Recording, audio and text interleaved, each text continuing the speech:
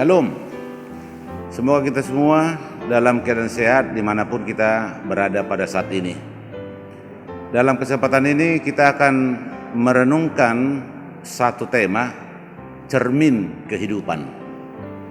Dalam kitab Amsal pasal yang ke-27 ayat yang ke-19 demikian dikatakan, seperti air mencerminkan wajah, demikianlah hati manusia mencerminkan manusia itu sendiri.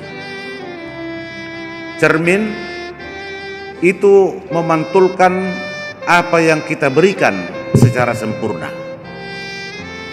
Jika kita tersenyum di depan cermin, maka cermin itu akan memantulkan senyuman kepada kita. Jika kita menangis di hadapan cermin, maka cermin itu juga akan memantulkan tangisan kepada kita.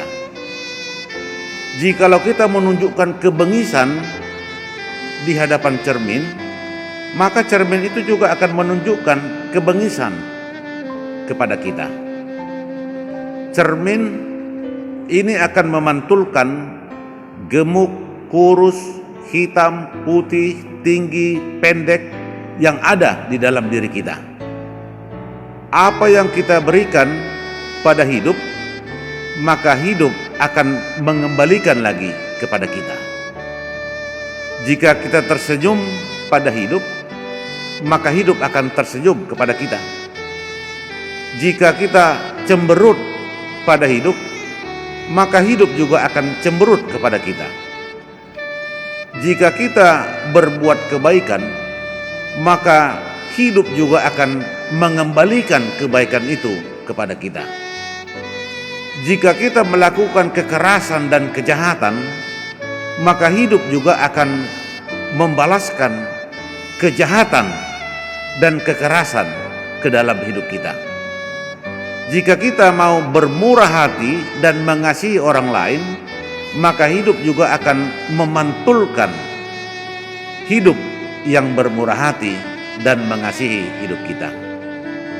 Jika kita egois dan merugikan orang lain, maka hidup juga akan memberikan egois, pelit, dan merugikan hidup kita juga. Kita mengajarkan orang lain bagaimana mereka seharusnya bersikap, cara apa yang berkenan, dan bagaimana kita memotivasi mereka saat mereka melakukan sesuatu seperti yang kita inginkan.